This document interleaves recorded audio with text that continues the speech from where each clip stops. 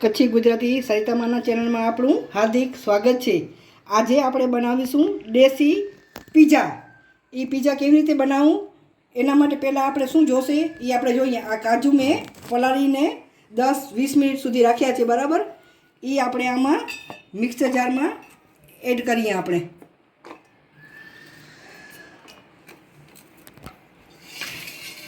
આ 2 ચમચી તાજું દહીં, તાજું દહીં નાખવાનું, ખાટું દહીં નહીં નાખવાનું। અને આ ચીઝ ક્યુબ નાખી અને આપણે મિક્સરમાં એને પીસી લઈએ। સોરી, આપણે આમાં મીઠું નથી નાખ્યું, એટલે સહેજ મીઠું નાખવાનું, બરાબર, વધારે મીઠું નહીં નાખવાનું। હવે આપણે એને પીસી લઈએ। હવે આપણે આ પીસી લીધું, તમે જોઈ શકો છો કેવું મસ્ત થઈ ગયું છે।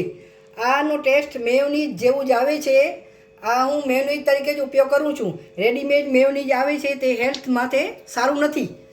આ બહુ જ સારું હોય છે ને હું આનો જ પીઝામાં, દેશી પીઝામાં ઉપયોગ કરું છું। આ આપણે એરટાઈટ ડબ્બામાં ભરી રાખીએ તો એનો ઉપયોગ આપણે ફ્રીજમાં રાખી શકીએ છીએ અને 4 દિવસ માટે કરી શકીએ છીએ। વધારે દિવસ રાખીએ તો ખાટું થઈ જાય છે।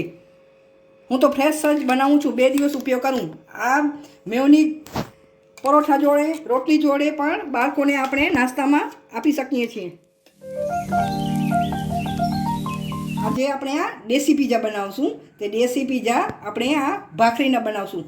આ ભાખરીનો લોટ મેં 1 વાટકી ભાખરીનો લોટ, 1 વાટકી આપણે જે નોર્મલ લોટ રોટલી માટે બનાવીએ છીએ એ નાખ્યો હતો અને બરાબર મોણ નાખી અને મીઠું નાખીને આ ભાખરી બનાવેલ છે। સવારના બનાવી હતી તે ભાખરી વધી છે, તેનું આજે હું દેશી પીઝા તમને બનાવીને બતાવીશ।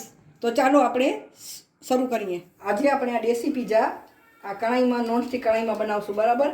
એના માટે આપણે પહેલાં ઘી નાખીએ। હું ઘીમાં જ બનાવું છું, તમે તેલ પણ ઉપયોગ કરી શકો, તેલનો પણ। આવી રીતે ઘી નાખી દેવાનું ને આમાં આમ ભાખરી રાખી દેવાની ને ધીમું તાપ કરવાનું, બરાબર, ગેસનું।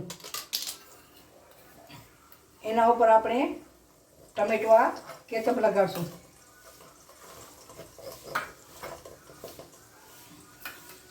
ટમેટો કેચઅપ, આ રેડ ચટણી અમે ઘરે જ બનાવી છે, બરાબર।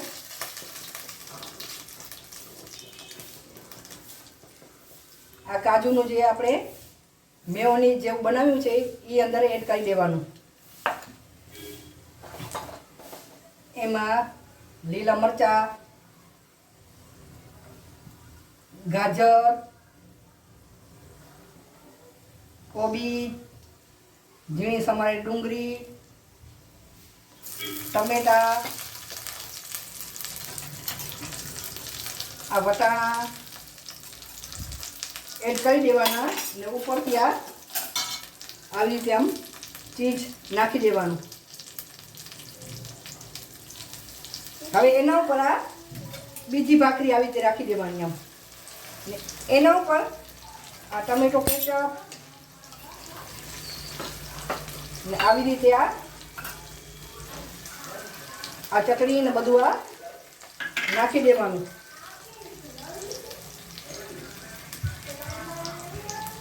આના મેયોનીઝ આપણે જે બનાવ્યું છે કાજુનું, એનો ટેસ્ટ બહુ જ સારો આવે છે ને આવી રીતે આપણે મનગમતા બધા શાકભાજી આપણે એડ કરી શકીએ છીએ। આપણે આવી રીતે નાખી દેવાનું આમ, આવી રીતે આમ,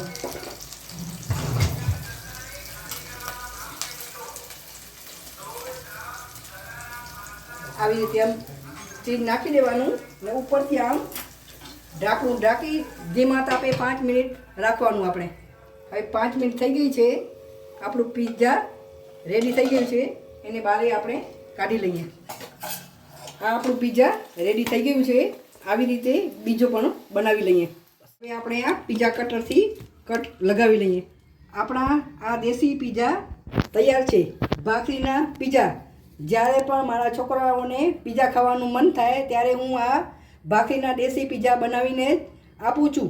આ હેલ્થ માટે બહુ સારા છે, તમે પણ ચોક્કસથી ટ્રાય કરજો, પીઝા જેવો જ સ્વાદ આવશે।